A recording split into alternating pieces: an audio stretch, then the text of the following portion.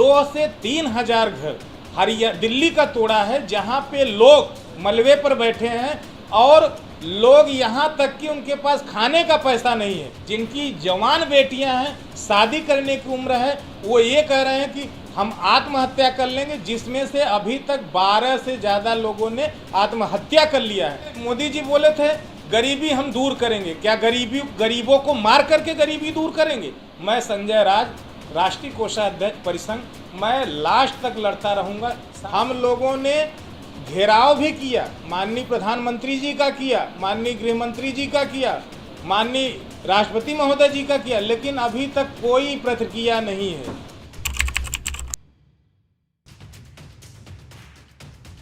हमारी मांग केंद्र सरकार और दिल्ली सरकार से है। हम जब खोड़ी कॉलोनी गए तो वहाँ पे लोगों ने बताया और लोगों ने ये दिखाया, ये देखिए बिजली का बिल है, ये बिजली का बिल दिल्ली का है।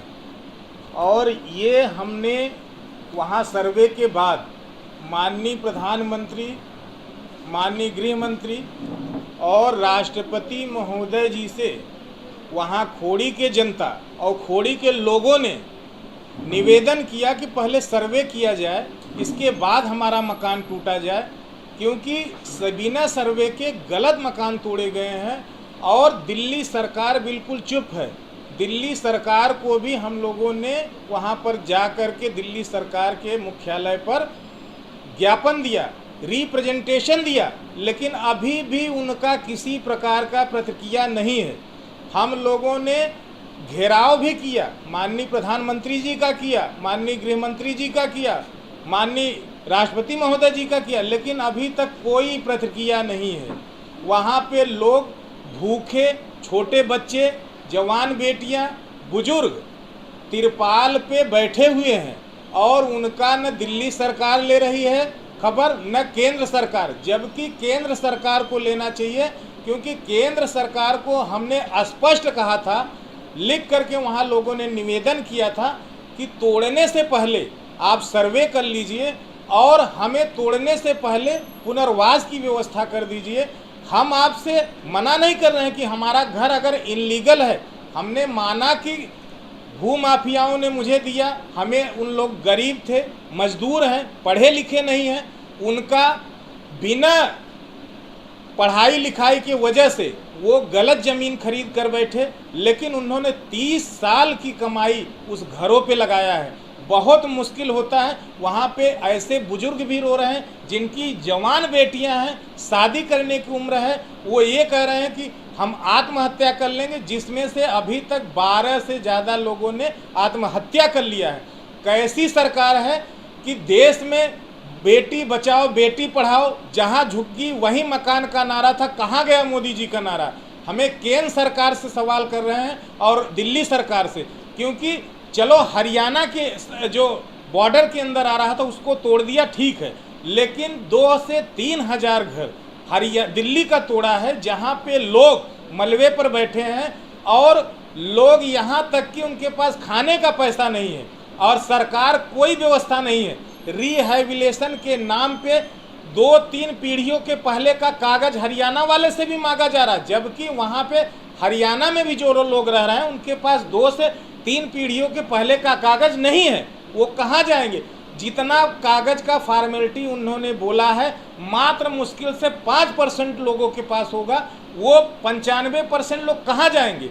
तो इस तरह का जो हिटलरशाही है, तानाशाही है, गरीबों को मार दो गरीबी मिट जाएगी।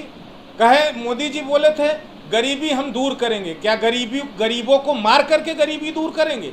इसलिए हम मीडिया बंधु और सभी के माध्यम से, धरना प्रदर्शन के भी माध्यम से, बड़े बड़े अखबारों में भी आया, लेकिन मोदी जी का कोई प्रतिक्रिया खोड़ी गांव को लेकर नहीं आया। इसलिए मैं निवेदन अभी भी करता हूं कि दिल्ली सरकार जगे, केंद्र सरकार जगे। कहते हैं बहन बेटियों को बचाने और बहन बेटियों को इज्जत का सवाल है, उनके पढ़ाई का सवाल है, उनके विकास का सवाल है, कहाँ गया ये सब साला सवाल? वहाँ के लोग तड़प रहे हैं। मोदी जी अपने प्रतिनिधि बनाकर भेजें और गरीबों की मसीहा बनने वाली दिल्ली सरकार कहाँ है, उसको जा कर के वहाँ पर बिल्कुल भी सर्वे तो छोड़ दो, हालचाल भी नहीं लिया। वो लोग कुछ लोग 2 से 3 लोग तो इसलिए मर गए कि जिसके पास खाना नहीं था और पानी नहीं था, और वो अखबार में भी आया था। दिल्ली सरकार क्या यही दिखावे की सरकार है, या गरीबों क्या झूठी गरीबों का सहारा बनती है?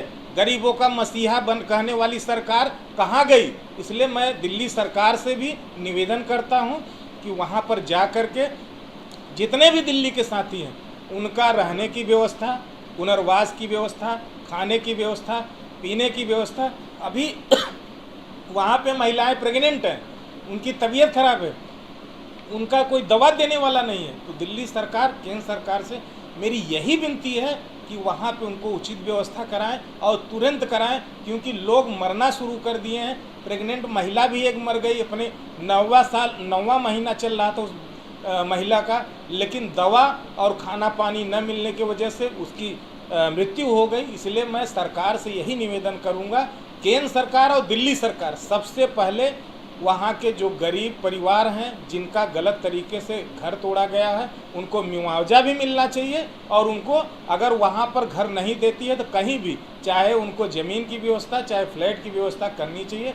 हमारी यही मांग है, और ये मांग अगर हमारी नहीं मांगी गई तो जो दिल्ली में आने वाले लोग हैं वो धरना प्रदर्शन आगे करते रहेंगे। और जब तक न्याय नहीं मिलेगा, मैं संजय राज, राष्ट्रीय कोषाध्यक्ष परिसंघ, मैं लास्ट तक लड़ता रहूँगा। साथ में हमारे मीनू जी हैं जो सामाजिक कार्यकर्ता और राष्ट्रीय कोऑर्डिनेटर हैं परिसंघ की। हम लोग इस लड़ाई को खोड़ी बचाओ आंदोलन के माध्यम से लड़ रहे हैं और लास्ट तक लड़ते रहेंगे। सभी का धन्यवाद।